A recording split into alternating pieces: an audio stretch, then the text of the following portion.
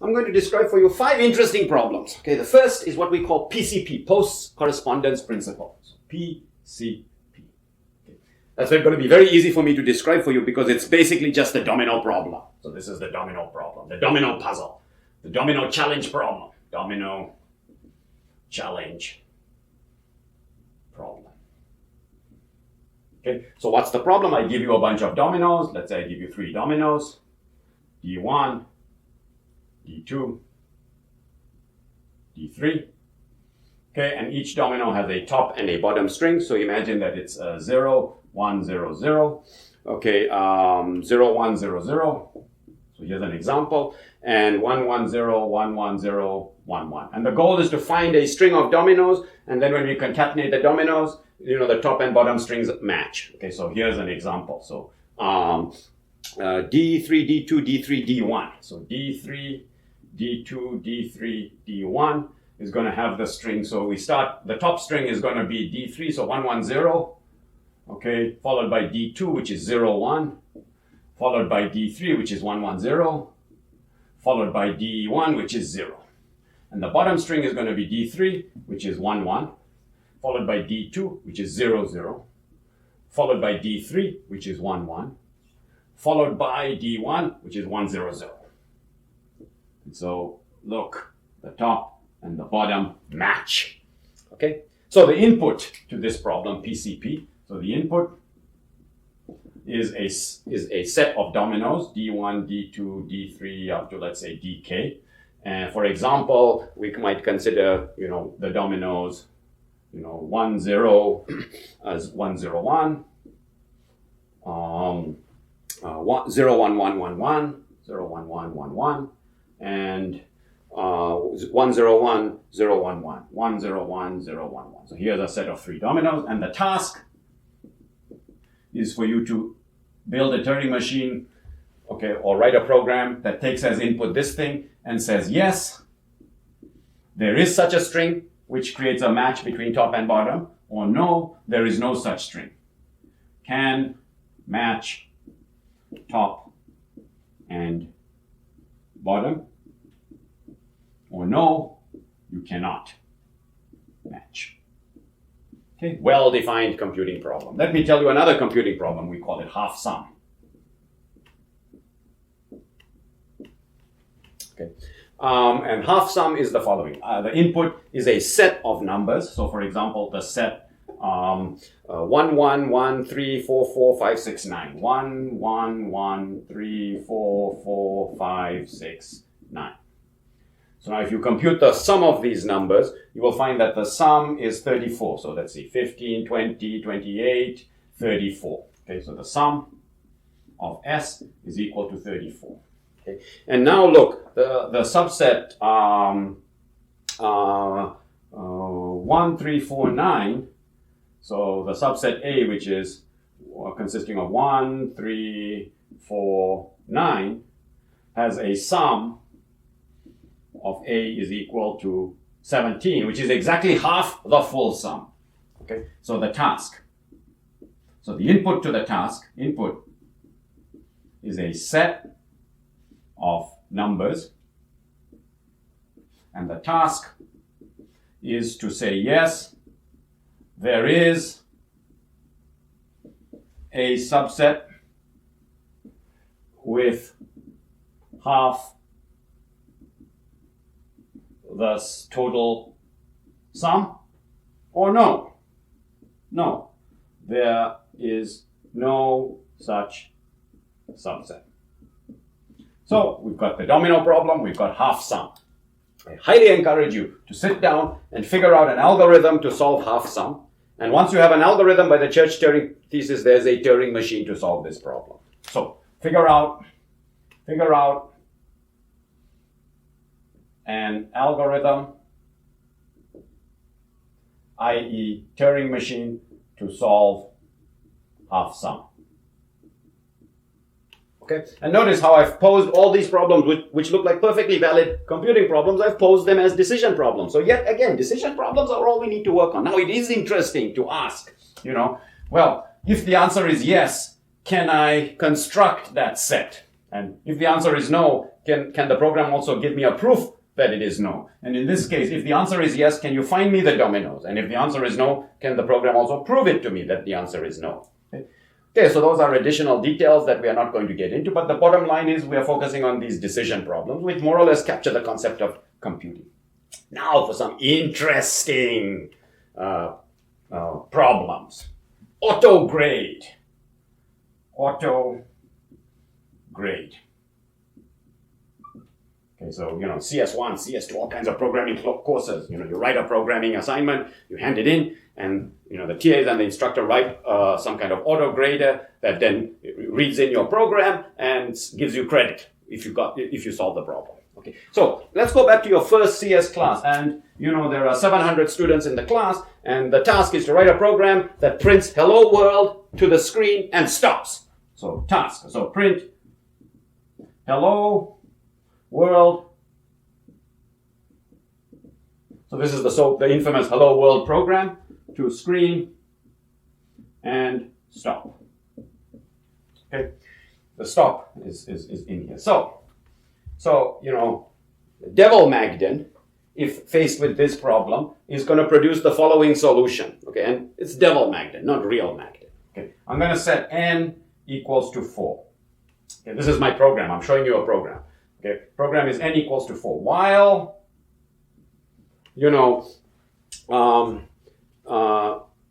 true. So I'm essentially going into an infinite while loop. Okay, so while true, if n is not a sum of 2 primes, okay, so if n is not a sum of 2 primes, print hello world and stop. Okay.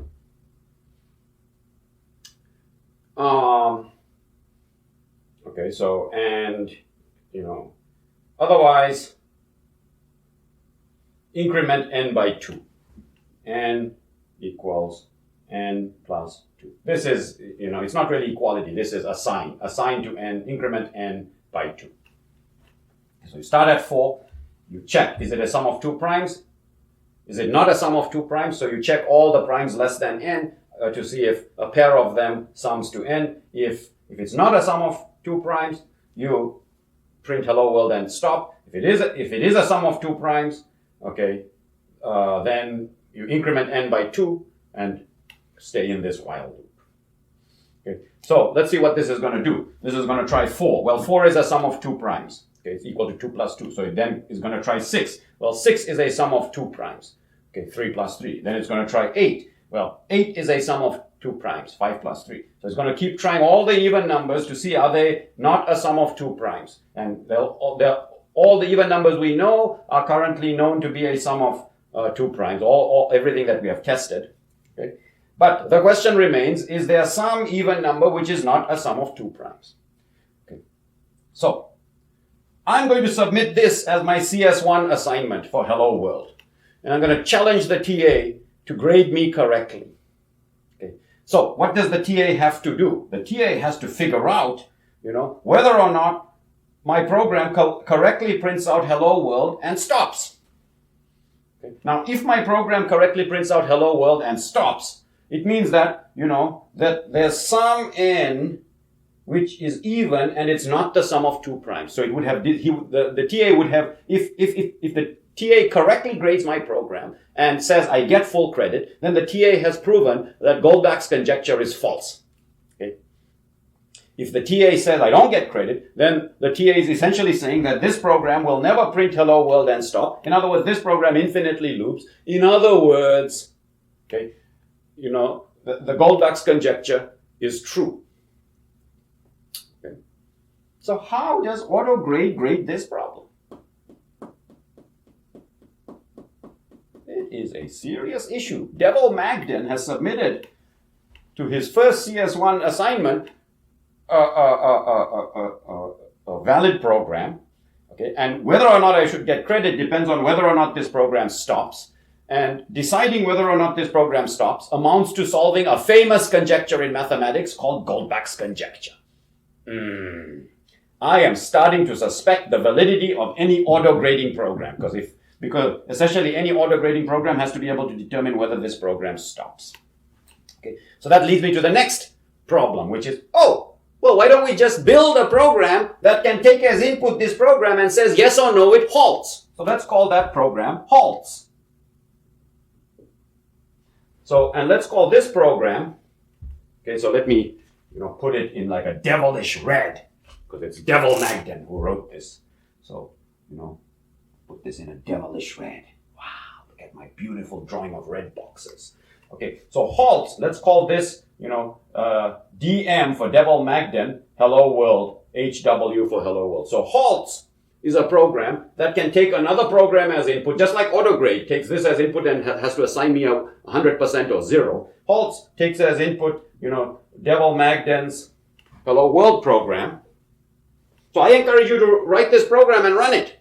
You'll see that it's looping, and it's going on forever. And the question is this program ever going to stop or not? Okay, that's the problem that we face when we have the capability to build recognizers and not deciders. Okay, so halts takes as input Devil Magdon's homework, hello world. Okay, so takes as input Devil Magdon's hello world program, and says yes or no. Yes, it halts. Or no, it does not halt. It's infinite looping. Wow! So in order to write a good autograder, it would be extremely useful to have halts. In fact, it would be extremely useful to have this halts program, not just to check out Devil Magdon, but you can think of this as an ultimate debugger. So let's call this the ultimate debugger.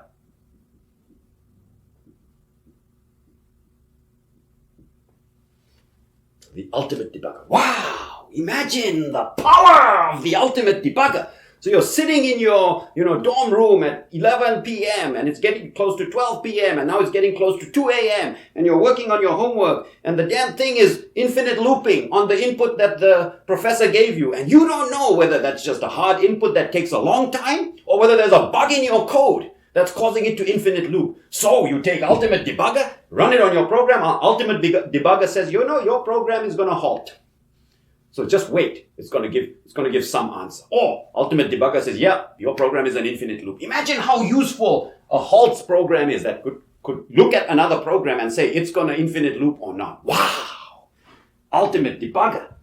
Ultimate debugger would also be able to solve Goldbach's conjecture because it'll tell me whether this program halts or not. The power of ultimate debugger is unlimited. We would love to have ultimate debugger. By the way, this is called the halting problem. This is called the halting problem.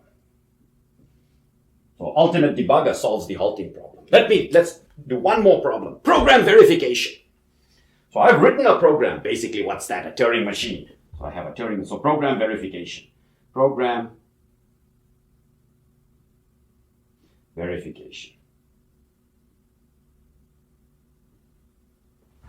Okay. So I've written a Turing machine M, okay, and it takes as input W.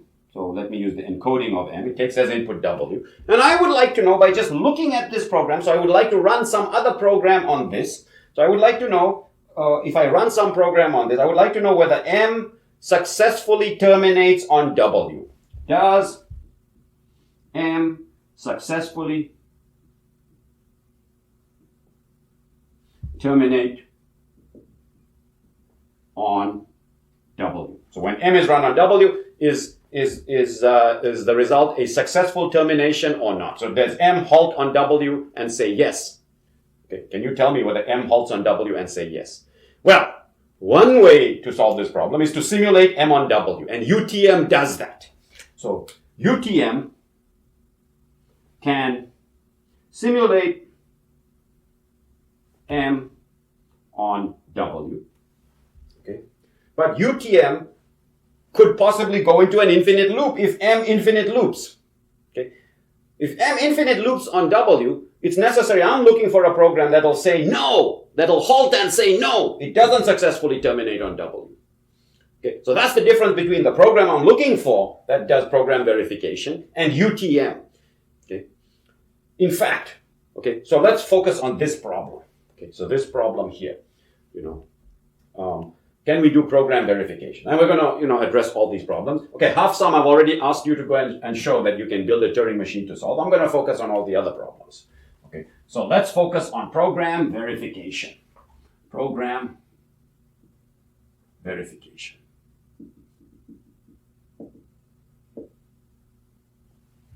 Okay. So let's define program verification now as a language, L. Let's call this the language of Turing machines, LTM, that successfully terminate, okay, on their input. So what are the strings that belong to L? Well, strings of this form, okay, strings of the form, M pound W, where M halts on W with yes. So this is a language of successfully terminating programs on their inputs, where I've represented both the program and the input as a string, just like I could represent a graph as a string. Okay. Now, okay, so I'm after a Turing machine, a Turing machine that can take as input any string and tell you, is it in here or not? So I would like a Turing machine. Let's call this Turing machine ATM, okay, which takes as input a string. Okay, now we can assume without loss of generality that it's of this form, because first of all, you can run a Turing machine to just check, is the format of your string containing 1 pound, and is it a valid Turing machine here, and is this a valid string? Well, this could be any string, but this must be a valid Turing machine. Okay, so let's assume that it takes as input a valid, description of a Turing machine and a W. So it takes as input M pound W. And it should say yes or no always. Okay, so that's what it means to solve a problem. It must be a decider. It must always halt. Okay, so we're not interested in problems that cannot be solved by deciders. Okay, so it takes as input, the Turing machine and a string, just like a compiler takes as input a program. Okay, and it should say yes. M halts on W with yes, and it should, okay, so halt and say yes. It should halt and say no if M either halts on W with no or M infinite loops.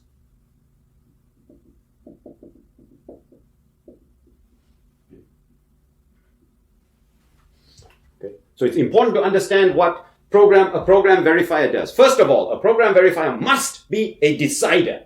It must always halt. And it must say yes whenever its input program and string, the program run on that string halts with a yes. And it must halt and say no otherwise.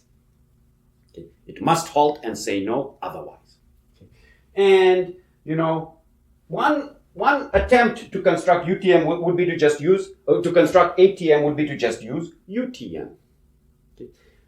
But the problem with UTM, so does UTM solve this task? So I ask you, does UTM solve this task? Give me 1, 2, 3, 4, 5 seconds. Pause. Okay, coming back. The answer is it almost does. It almost does. Okay. The problem with UTM is that it is simulating M. So in this situation where M halts with a yes, UTM will halt with a yes when fed this as input, the universal Turing machine, the universal simulator. When M halts with a no, UTM will halt with a no. The problem arises when M infinite loops. UTM infinite loops. So UTM is not a decider. Okay. So the difference between ATM and UTM is that ATM must be a decider. UTM is a recognizer for this language. It's not a decider for that language. And so that's the fundamental difference between a decider, i.e. what we consider a valid algorithm to solve a problem, and a recognizer. So UTM is nice in theory, but it's just a simulator. It just runs M. Okay? And this thing has to be more sophisticated. You can't just run M, because if you just run M, if M infinite loops, you infinite loop. And that's what UTM does. So we are after ATM, a decider for this problem. Okay? We are looking for a program that can do program verification. So we're looking for a meta program that can do program verification no matter what. Can look at a program and say yes or no. Always says yes or no and is correct. Okie dokie. So I'm going to kind of demolish all hopes. And with this demolishing will be demolishing of many hopes. Theorem.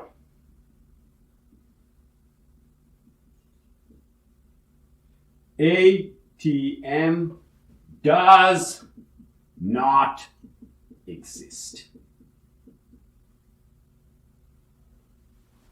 Bam! Bash!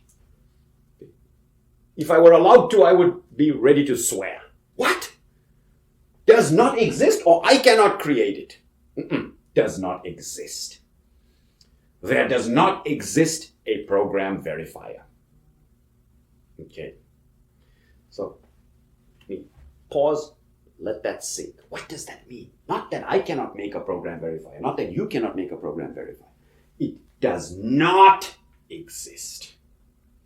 And remember, we saw this with DFA. We said that there's no DFA that solves equality. And when we said there's no DFA that solves equality, no means no. There is no DFA that solves equality. It's not that I cannot make it, you cannot make it, the Martian cannot make it. Okay? Nobody can make a DFA that solves equality. Nobody can make a Turing machine that solves program verification. There is no program, there is no computer that can do program verification no matter how big.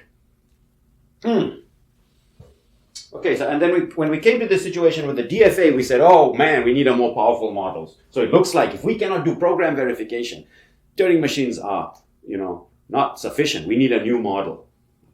And it turns out, no, we're done. Well, first of all, we're tired, but we're done. There's no more new model. And the reason is that the Turing machine has reached a sufficient level of complexity, the ability to have a machine that can simulate any other machine. So you've reached a level of complexity that can be quantified by that statement. I've reached a level of complexity where I can build, a fixed machine that can simulate any other machine. Once you get to that level of complexity, this problem always persists. So even if we go to another higher level of complexity for a model of computing, that capability to simulate any other machine will exist, and this problem will persist. Okay? So there's nowhere else to go. Okay? So we have to live with it. Program verification is not solvable. So program verification is not a solvable problem by an algorithm. Now let me be very specific what that means. You can take any specific program and look at it and decide whether or not it terminates successfully.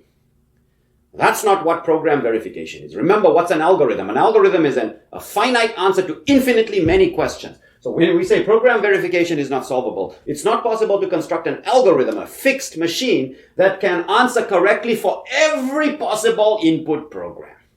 Not for some specific ones. So if you give me a specific program, I can look at it and apply logic and this and that and kind of figure out that, this program must halt. Okay? But that's a specific case. There's no general algorithm that can do that for any possible input program. That's what we mean by not solvable by an algorithm. An algorithm is a finite answer to infinitely many questions.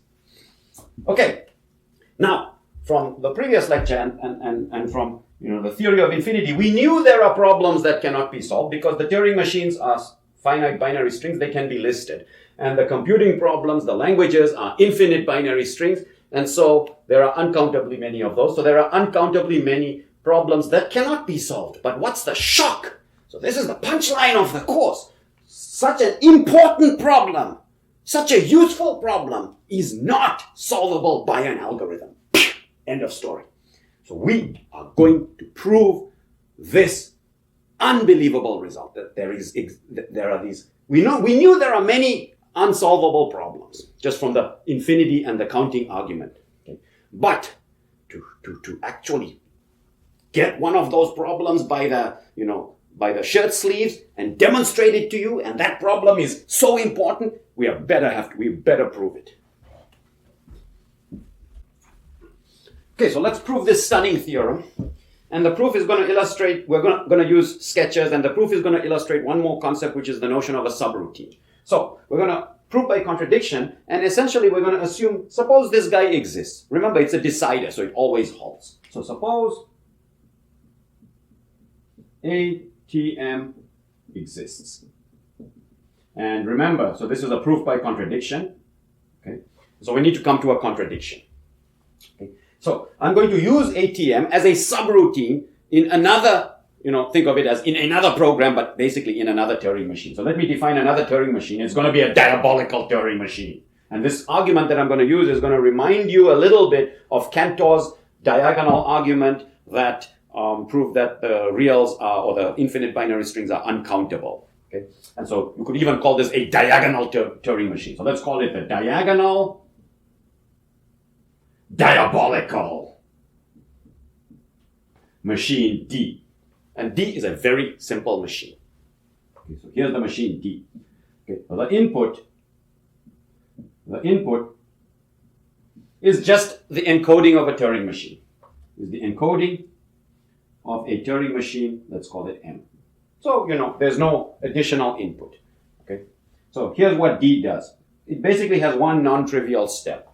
Run ATM, and we have assumed it exists, so we can run it, okay, as a subroutine. So this is the notion of a subroutine. So run ATM. So one Turing machine can call another Turing machine. In other words, because this guy is running on UTM, okay, and so it can include the description of ATM also in its description, okay, and so it can ask UTM to run ATM on what? Now remember, ATM takes inputs of the form Turing machine and input string. So run ATM on M pound M. That's interesting. That's no problem. Okay. So the input to ATM is the Turing machine M run on its own description. So this is M runs on its own description.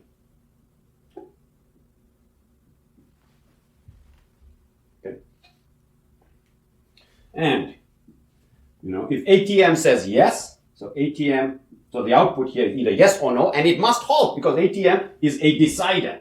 Okay, so suppose ATM exists and it's a decider. Okay. So ATM is a decider. So that means it always halts. So there's no issue here in running ATM. You can wait as long as you want until it halts, and you know it's going to halt. And if ATM says yes, then D reports no. If ATM says no, then D reports yes. So it's a very simple machine. What is it doing? It's running ATM it's asking ATM, what does M say on itself? Okay. And I'm going to output the opposite. That's what D does. Just runs ATM, asks what does M say on itself, and then I'm going to output the opposite. Okay. And in general, you can run a Turing machine on its own on a description of any other Turing machine. Okay. So let me show you what could possibly be happening if you run a Turing machine on some other Turing machine. Okay. And it's going to get interesting because I'm going to want to list the Turing machines. And how do I know that can be done? Because Turing machines are finite binary strings, and finite binary strings are countable, so they can be listed. So Turing machines can be listed, M1, M2, M3, and so on. So let me list the Turing machines. I'm going to list the Turing machines. This is crucial. So you have M1, M2, M3, M4, and so on. Okay? And in this list somewhere, let's say M5, and in this list somewhere must be this guy D, because it's a valid Turing machine. It's just that it's running some other Turing machine as a subroutine. Okay, let me list the Turing machines. M1, M2, M3, M4, M5. Okay, if I wanted, I don't know exactly where it is, but it is here somewhere. So D. And there's D somewhere here. Okay. Now, I can certainly evaluate, A on M1, on MI running MJ, and ask what does it say. So you can think about this as follows. If MI runs on input MJ, is the answer yes or no? So if M1 runs on M1, is the answer yes or no? Let us suppose yes. If M1 runs on M2, is the answer yes or no? Let us suppose no. And so on. If M1 runs on M3 as input, what is the answer? Yes or no? When we say runs on M3, runs on the binary encoding of M3. So if M1 runs on this guy, is it yes or no? So let's say no, no, no. Okay. If M1 runs on D, what is the answer? Okay, whatever. Yes. If M2 runs on M1, is it no, yes, no, no, yes, no? M3 running on M1, what's the answer? Yes, yes, no, yes, no, yes. M4, what is the answer? Yes, yes, no, no, yes, no. And M5, what is the answer? Whatever. Let's make up some new answers. No, no, no, yes, no, yes. And we can go on filling out. Okay. And if we wanted to actually get this answer, we would just run ATM. We would run ATM on the description of MI with the input, the description of MJ. That's basically what's going on here to fill out this table. The point is that this table can be filled out, okay, but that's not the crux of the argument. The crux of the argument is, what does D do, okay, when it's fed M1? Okay, so what does D say on M1? So let us see. D is fed M1. So it runs ATM on M1, M1, which is, what does M1 say when it runs on M1? Well, M1 says yes. Well, if M1 says yes when run on M1, that means ATM must say yes. Okay. And if ATM says yes when M1 is run on M1, okay, so ATM has to produce an answer for all of these, for this entire table, because ATM is a decider. Okay. ATM is a decider. So even if M1, so in this situation where M1 is run on M2 and the answer is no, it could be that M1 infinite loops on M2, but ATM will still say no. ATM will say no when it's fed the input M1, M2. Okay? But in this specific case, M1 when run on M1, ATM says yes. Okay, so ATM says yes. So D says no. So when D is fed M1, it runs ATM on M1, M1. ATM on M1, M1 says yes. So D says no. So D says no. Okay. What does D do when it's run on M2? Okay, so when ATM is fed D and M2, so when ATM is fed D and M2, what does it say here? Okay, well, let's have a look. What does D say when it runs M2? Well, it runs ATM on M2, M2. ATM on M2, M2 says yes, so D says no. No. So I'll underline this guy. Now underline this guy. Okay. So let's see what happens when D runs on M3. So D runs on M3. You run ATM on M3, M3. So ATM on M3, M3 says no. So what does D say? The opposite. D says yes. Yes. I'll underline this. I hope you have noticed a pattern. In fact, D, we know what D says because D is saying exactly the opposite of what's on the diagonal. So M4 says no on M4. So ATM says no when you feed it M4, M4. So D must say yes. Actually, I should have put dot, dot, dot, dot. What about when D is fed M5? It must say the opposite of what ATM says for M5, M5. So M5, M5, ATM says, where is M5? M5 is here. M5, M5 says no. So D says yes.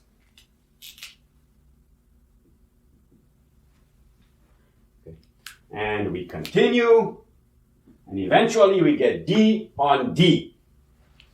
What does ATM say for D on D? Okay. Well, what we observe is that D says the opposite of the diagonal. D says the opposite of the diagonal, the opposite of the diagonal, the opposite of the diagonal, the opposite of this diagonal. So when D is operating, when we come to the entry here, okay, D has to say the opposite of what ATM says. So D has to say the opposite of what's in here. But what's in here is what D says on D. So what we need here is the opposite. So if this is yes, okay, then D would be saying no. Because that's what D does. It does the opposite of that. If this is no, then D would be saying yes. So which is it? What are you going to put in this entry? Are you going to put yes or no? Because whatever you put in this entry has to be the opposite of itself. Not possible. So this guy cannot exist because it leads to a contradiction. So D cannot exist. Okay. So let me just give you that argument one more time so that it sinks in. What D says for any entry is the opposite of the diagonal. And the problem arises when we get to the diagonal. What D says here has to be the opposite of the diagonal. It has to be the opposite of itself. It's not possible. D cannot exist in this list. But wait a minute. D only depends on the existence of ATM. That's all. Otherwise, D is a trivial machine. So it must exist as long as ATM exists. And D cannot exist. ATM cannot exist. D cannot exist. So therefore, we've come to an impasse, something very fishy. I just showed you what D is. And the only thing I needed for D is that suppose ATM exists, now D exists. But then D cannot exist, D exists. Fishy! End of proof. ATM, this supposition, this assumption that ATM exists cannot be. ATM does not exist. Program verification cannot be solved by an algorithm. End of proof. Okay. But now that program verification does not exist, it's opening the floodgates. Okay. And I'm going to show you in what sense does it open the floodgates. Other than half sum, this is going to imply that none of those problems can be solved by an algorithm. And let me show you how. And I won't get into all the details. I'll just show you how, for example. So this guy doesn't exist. So this problem cannot be solved. What about halts? Turns out halts cannot be solved. Okay, let's prove it. So halts cannot be solved.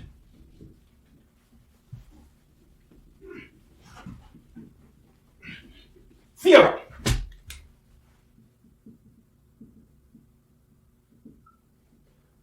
Let's call a decider for the halting problem. Let's call it HTN. HTN. A decider for the halting problem. Halts. For the halting problem. Does not exist.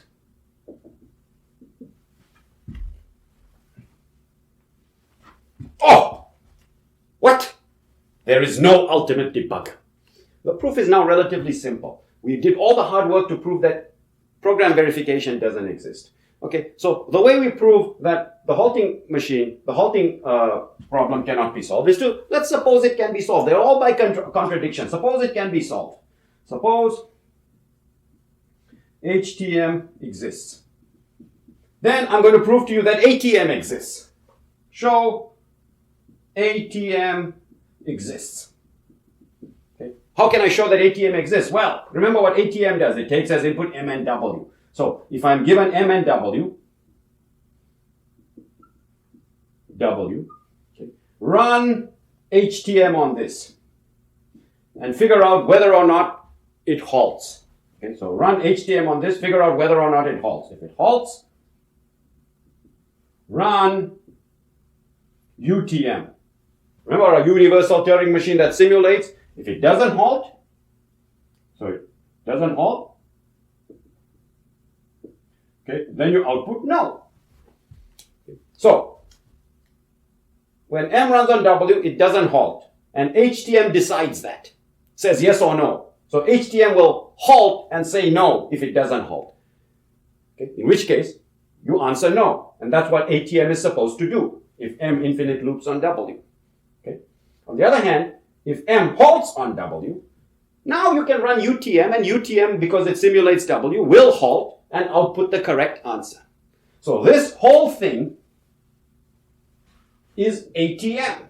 It solves the program verification task. But the program verification task cannot be solved. Therefore, the only thing that's required to solve program verification is halts. Therefore, halts cannot be solved. The halting Turing machine, HTM, cannot exist. End of story. So this general idea is basically what we call a reduction. You can read more about it in the text. What is a reduction? Basically what we have shown is that if you can solve the halting problem, then you can solve the program verification problem. So that in some sense says that program verification is easier than halting. Because given a program for halting, I can construct a program for verification. So halting, so verification, program verification is easier. So I'm going to use the less than symbol, or I could say less than or equal to, is easier than halting. So program verification is an easier problem, less equal to halting. Easier problem.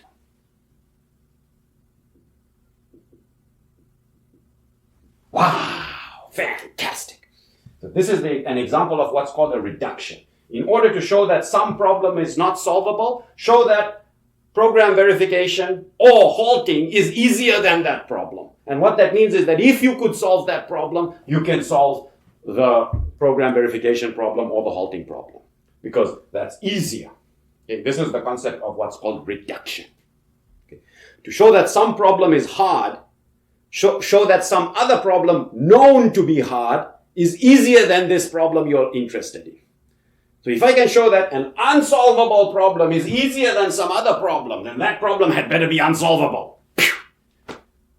This same basic technique, theorems, leads to theorems upon theorems. Autograder doesn't exist. Theorem.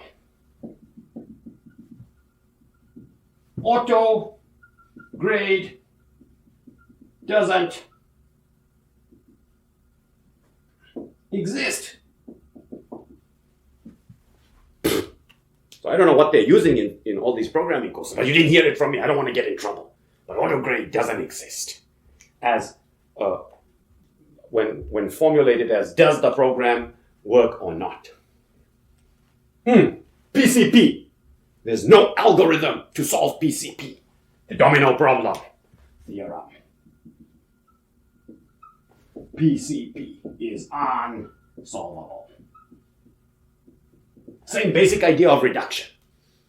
So I was kind of sneaky. I was kind of evil. It was Devil Magdon at play when I gave you that as a challenge problem. Okay. And the floodgates are open. There are lots of problems that are unsolvable. So that is the punchline of this course. We've studied discrete math. Well, we have another lecture, but we've studied discrete math. and we've used discrete math and all the various things, graphs and so on, to build and represent models of computing. And we've come to a theoretical model of a computer. And this theoretical model of a computer, which we think is so powerful, cannot solve certain problems that are very important problems. Cannot solve. And in some cases, very simple, that a 3-year-old can understand PCP, the domino problem. But cannot be solved by a computer, cannot be solved by an algorithm. So here's the state of affairs. What's the state of affairs?